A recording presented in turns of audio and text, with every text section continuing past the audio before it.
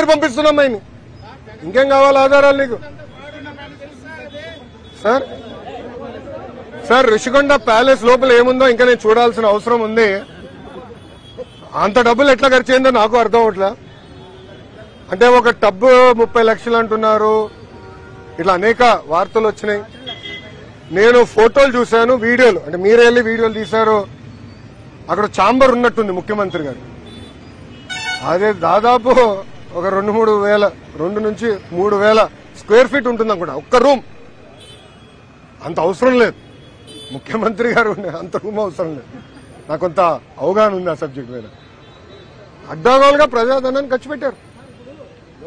దానికి దేనికోసం వాడాలి అని అనేది మళ్ళీ చర్చించాల్సిన అవసరం ఉంది. Yes sir.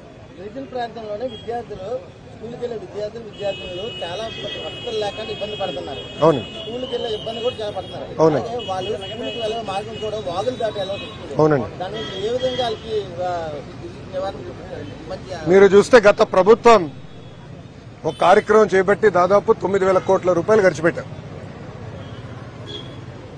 5 సంవత్సరాల్లో 10 లక్షల మంది విద్యార్థులు ప్రభుత్వ పాఠశాలలకి వెళ్లకుండా తగ్గిపోయారు. అంటే 45 లక్షల నుంచి ఇప్పుడు 35 లక్షలు పడిపోయింది. గత ప్రభుత్వం చేతకానితనం వల్ల జరిగింది.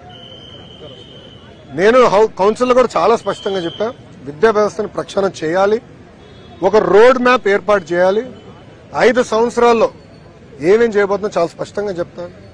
అది ప్రజల ముందలు పెడతా, మన టీచర్ సంఘాలు, ఉపాధ్యాయుల సంఘాల ముందలు పెడతా, అందరూ అభిప్రాయాలు తీసుకున్న తర్వాత అమలు చేస్తా. 4 సంవత్సరాలు నాణ్యమైన విద్య ఎట్లా అందించాలి.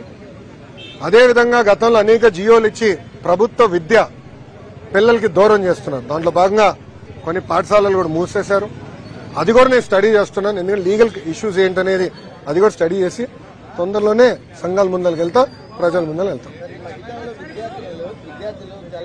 చాలా ఆర్ఫిక్ సెంటర్లో పెట్టి వాళ్ళకి పాయిజన్ అయ్యి విద్యార్థులు చాలా మంది అవును, 3 విద్యార్థులు కూడా చనిపోయారు. అవును, గారు వచ్చి పరామర్శించడం కూడా జరిగింది.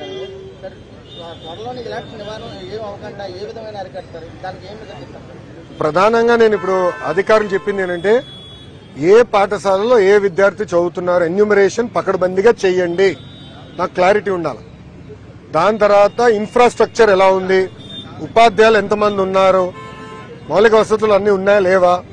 దాని తర్వాత స్కూల్ మేనేజ్మెంట్ కమిటీలు వచ్చినాయి, వాళ్ళ నాయకత్వంలో ఇన్ఫ్రాస్ట్రక్చర్ ఎట్లా క్రియేట్ చేయాలి, మెంటరింగ్ అంటే పిల్లలు కానివ్వండి ఉపాధ్యాయులకి కొంచెం కూర్చొని మాట్లాడి ఎలా స్కూల్స్ ఇంప్రూవ్ చేయాలి అని దానిపైన మేము చర్చిస్తాం, అని ముందలు తీసుకెళ్తాం.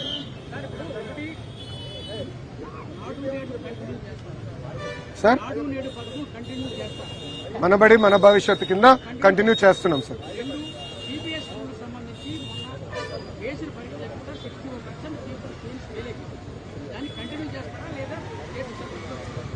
నాకన్నా ఫాస్ట్ గా మీకే న్యూస్ వస్తుంది. నేను ఒక్క నిమిషం, అంటే మీ అందరు తెలుసు నేను 18th వెడ్డింగ్ యానివర్సరీకి 3 రోజులు లేను. వెళ్లే ముందలా నేను అధికారులు కూడా కలిశాను. అప్పటికి 2 ఎగ్జామ్లు జరిగినాయి. ఆ రిజల్ట్స్ చూసినా బాధ కలిగించింది.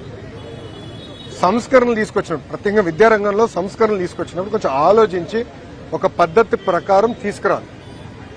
నేను మంత్రి అయిన వెంటనే అధికారులు వచ్చి గత ప్రభుత్వం 1000 ప్రభుత్వ పాఠశాలలో సిబిఎస్ఈ సిలబసే కాదు సిబిఎస్ఈ ఎగ్జామ్స్ కి వెళ్లాలని నిర్ణయం తీసుకుంది అని అడిగాను.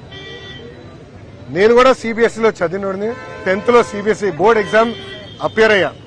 నాకు తెలుసు ఎంత కష్టంగా ఉంటుందని. అప్పుడు నేను అడిగాను, ప్రిపరేటరీ వర్క్ జరిగిందా, యూనిట్ టెస్టులు జరిగినాయా, క్వార్టర్లీ టెస్టులు జరిగినాయా, ప్రీ ఫైనల్స్ మనం నిర్వహించాలి కదా, ఏమన్నా ప్రిపేర్డ్నెస్ టెస్ట్ చేశారా అని అధికారులు అడిగారు. లేదండి గత ప్రభుత్వం ఏకపక్ష నిర్ణయం తీసుకుందన్నారు. అప్పుడు నేను అధికారులు కోరిందంటే లెట్ us డూ అసెస్మెంట్. ఇప్పుడు పిల్లలు డైరెక్ట్ గా ఎస్ఎస్సీ ఎగ్జామినేషన్ తీసుకెళ్లి సిబిఎస్ఈలో వితౌట్ ఎనీ ప్రిపరేషన్ పడేస్తే పిల్లలు చాలా ఇబ్బంది పడతారు.